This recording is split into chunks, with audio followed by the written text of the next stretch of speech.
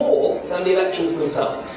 Is there equality before the law? Is there access to justice? Is there freedom from corruption? Are there property rights? These things matter as much as actually the event of holding the election. So, yes, welcome the Arab Spring. 2, recognise this as a process. 3, recognise there will be setbacks. You know, in Britain, we take our history and how long it took to go from the idea of not having an absolute monarch to having a full Trojan democracy. It was the work of centuries. I think this is important to recognise. So I think that is the right approach. Syria and the events of August the 21st, I think it was a truly dreadful day for the world, because chemical weapons were used against civilians in a conflict on a really horrifying scale. And look, dreadful things happen in the world every day, and we have to, focus on those that really matter the most. But it seems to me the whole world came together after the First World War and said that chemical weapons use was completely unacceptable. And even in the awful events of the Second World War, there wasn't that sort of routine battlefield use of chemical weapons we saw in the First World War. So I think it really was a horrific act, a horrific event, and I think it was right for the world to take a very strong stance. I obviously wasn't successful in my own parliament in taking quite the stance I wanted to. But nonetheless, I would argue that the stance that people like me took, that the Americans took, has led to what's happening now in Syria, where all the signs are they really are removing and destroying their chemical weapons. So I think the chemical weapons agreements, the treaties, are really worth trying to hold on to as a world, in all our interests. And so I think that's my answer there.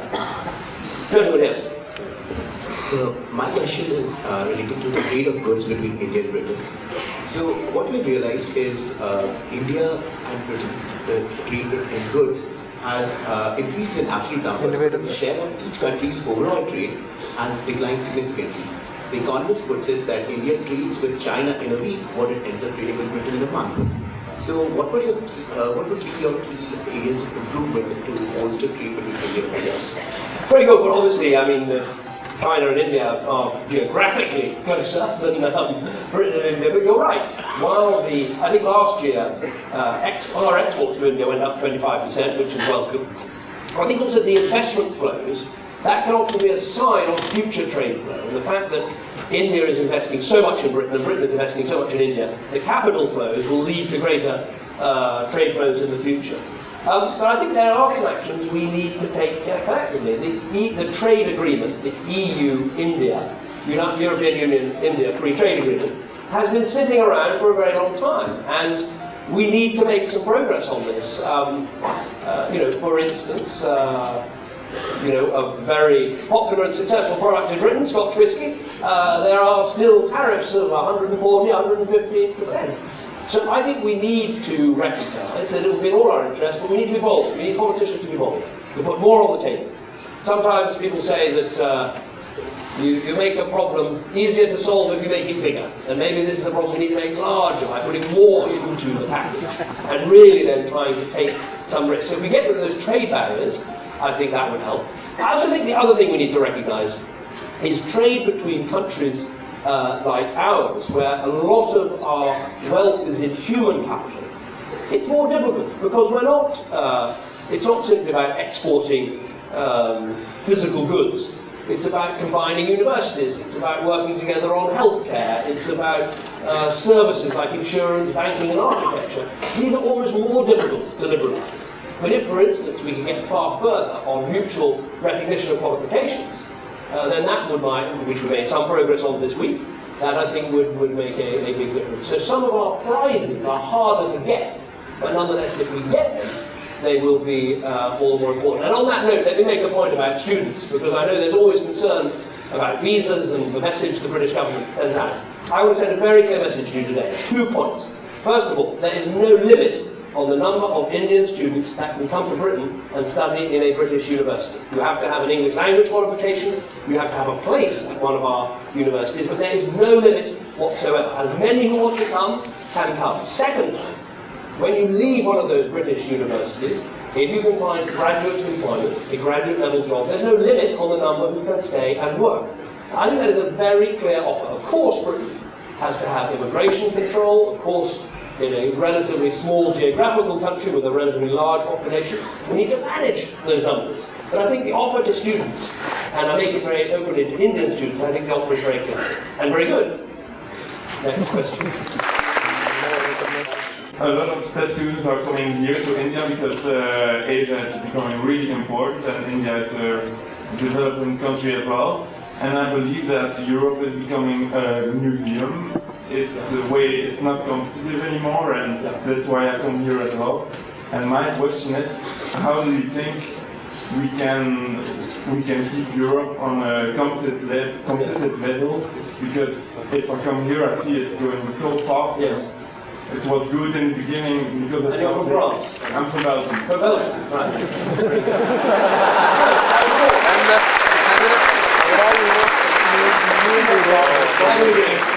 I think you are asking for the Europeans in the audience, you're asking absolutely the question.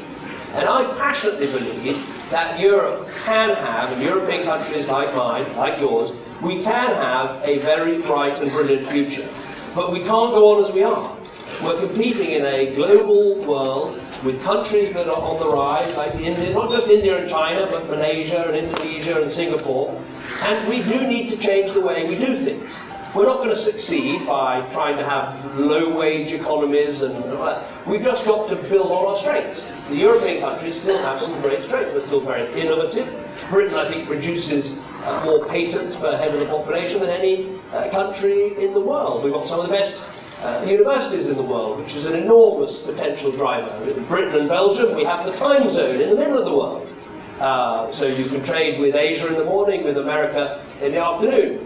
Britain, of course, has the local language, which you don't quite have in Belgium, but you speak very good English, so you'll need it. But look, if we invest in our competitiveness, our innovation, our creativity, I think we have every opportunity to be success stories, because it's not a zero-sum game. You know, India's gain doesn't have to be Britain's loss. This is not, as I'm sure your economic professors will back me up on this, the whole point about global trade, it's not a win-lose situation. If you actually have clear rules, you get rid of tariffs, you get rid of protectionism, it can be a win-win situation. And Europe has played to its strength of innovation, creativity, high-paid, high-valued jobs, and play to those strengths, and we can be a success. And the more that we're able to link up and work with developing countries, the better we'll be able to do it. Our problem, though, at the moment, we are too addicted to a high-cost, high-welfare, over-regulated world, and we need to recognise that fact, and we need to be more competitive, and that, I think, is one of the great battles we face. In fighting it, the last point, based on something Amartya Sen said, which is the link between political openness and economic openness and success. One of the most important things we have in European countries, and you have here in India, are our democratic institutions. Now, of course, there are examples around the world of countries that are not democracies, but can point to economic success. But I think we should have the confidence, as people who believe in democracy and rights and equality in front of the law and the rule of law and predictability, those things, in the end, are tremendous sources of strength. The best combination you can have in this globalized world is robust, open, and inclusive political institutions that go with robust, open economies. You have those two things.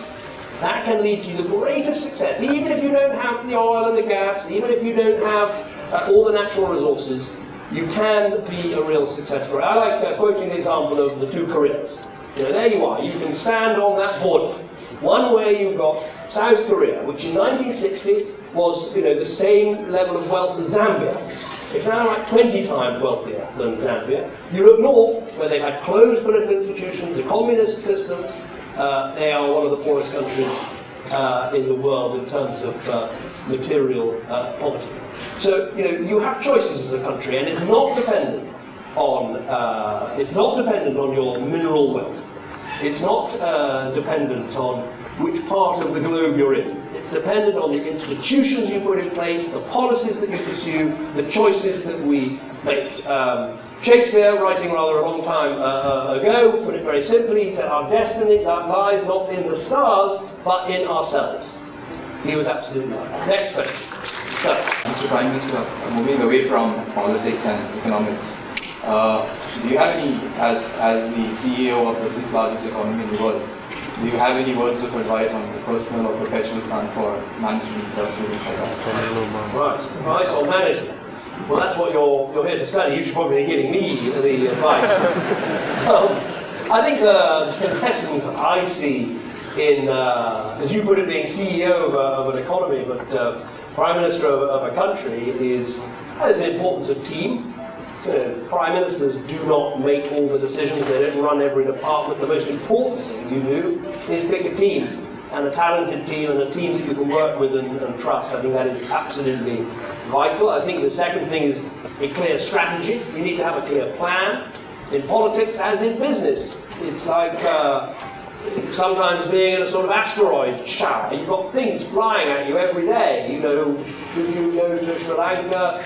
What are you going to do about the famine in the Philippines? Why has this minister done that? Why is that politician? All these things are coming at you. You need to have a plan for your core role of how you make your country succeed, how you turn your economy around, how you get things right. You need a plan that you then carefully implement. I think those are the two most important things that I have learned, but I'm sure studying here you will be able to look at very good academic examples of leadership that has worked and leadership that has failed. And I'm sure there are more scientific ways of looking at it than those two examples I would give you. Can I thank you again for a wonderful welcome. It's been a real pleasure coming in. Best of luck.